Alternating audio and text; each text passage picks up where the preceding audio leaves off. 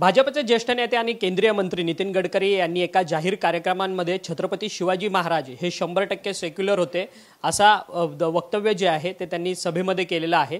या सगळ्या संदर्भात बोलण्याकरता आपल्यासोबत राष्ट्रवादी काँग्रेस पक्षाचे प्रवक्ते सूरज चव्हाण आहेत। सूरज चव्हाणजी, भाजपचे ज्येष्ठ नेते आहेत, केंद्रीय मंत्री आहेत नितीन गडकरी, त्यांचं असं म्हणणं आहे की छत्रपती शिवाजी महाराज हे 100% सेक्युलर होते असं त्यांनी वक्तव्य केलं। खरं तर त्यांच्याच पक्षातील काही सातत्याने नेते मंडळी जे आहेत ते छत्रपती शिवाजी महाराजांचा इतिहास सांगताना म्हणतात की छत्रपती शिवाजी महाराजांनी हिंदू विरुद्ध मुसलमान अशी धार्मिक युद्ध लढाई जी आहे ती लढलेली होती।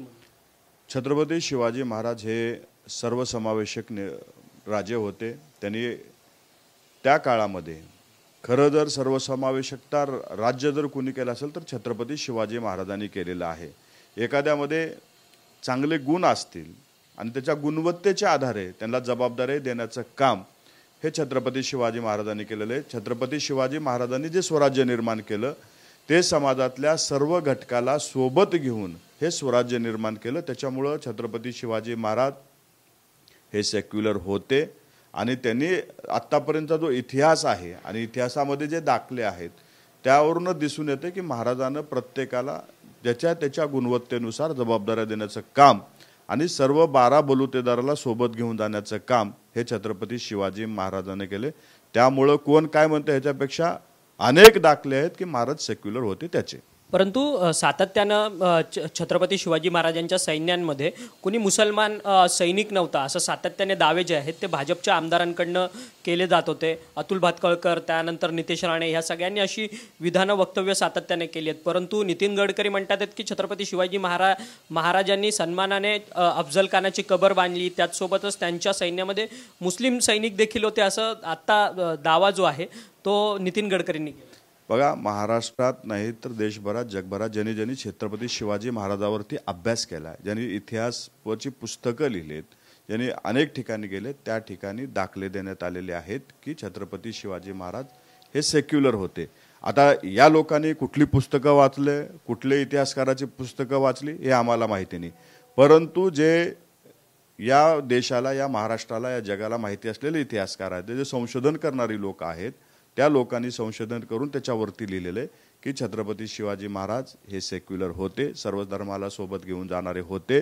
त्यांच्या सैन्यामध्ये अनेक मुस्लिम असे होते, त्यांच्यावर प्रमुख जबाबदाऱ्या होत्या। महाराजांनी जात बघून किंवा धर्म बघून जबाबदारी नाही दिली, तर त्याच्या अंगामध्ये असलेली गुणवत्ता पाहून त्या व्यक्तीवर तशी जबाबदारी दिली। म्हणून अनेक असे दाखले आहेत की महाराज त्या दाखल्याच्या अनुसार सेक्युलर राजे होते हे दिसून येते। काल अजितदादांचा बीडचा दौरा झाला। युवकच्या मेळाव्यामध्ये अजित पवारांनी अनेक लोकांचे कान टोचलेले आहेत। खरं तर कठोर भूमिका घेईन यापुढे असं देखील दादाने सातत्याने म्हटलेलं आहे। सातत्यानं बीडच्या राजकारणामध्ये राख असेल, त्याच्यानंतर गुंडगिरी असेल, या सगळ्यांना चाप बसवण्याकरता दादा आक्रमक झालेले आहेत।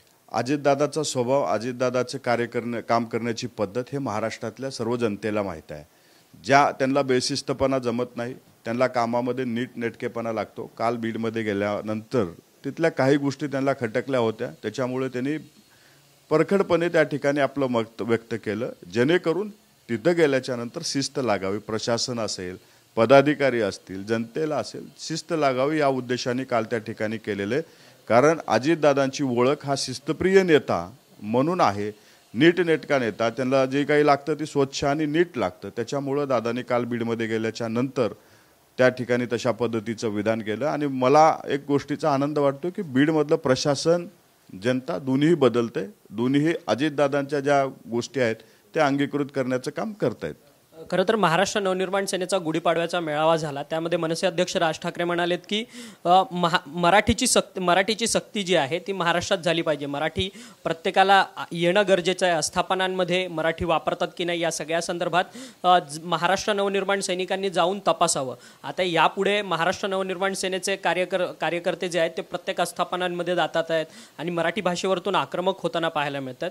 हे कितपत योग्य आहे, कारण की प्रत्येक आस्थापनांमध्ये वेगवेगळ्या समाजाची, धर्माची लोक त्या ठिकाणी काम करत असतात।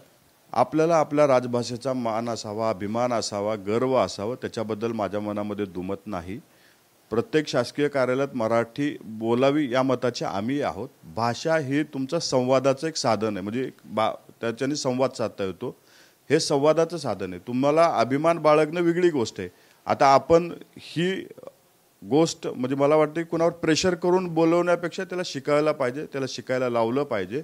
प्रेशर करून, दम देऊन, मारामारी करून हे स्वतःचं राजकीय अस्तित्व दाखवण्याचा प्रयत्न आहे. ह्याच्या व्यतिरिक्त मला त्याच्यामध्ये काहीही वाटत नाही.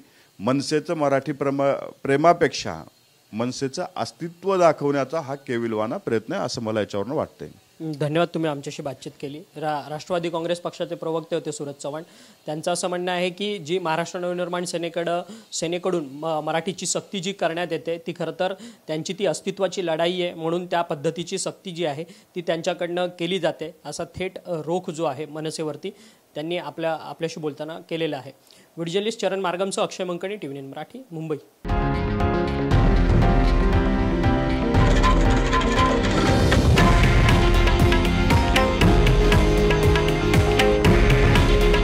हे आहे देशातील नंबर 1 न्यूज नेटवर्क आणि आपण पाहत आहात TV9 मराठी. काळजी तुमची, हित महाराष्ट्राचं.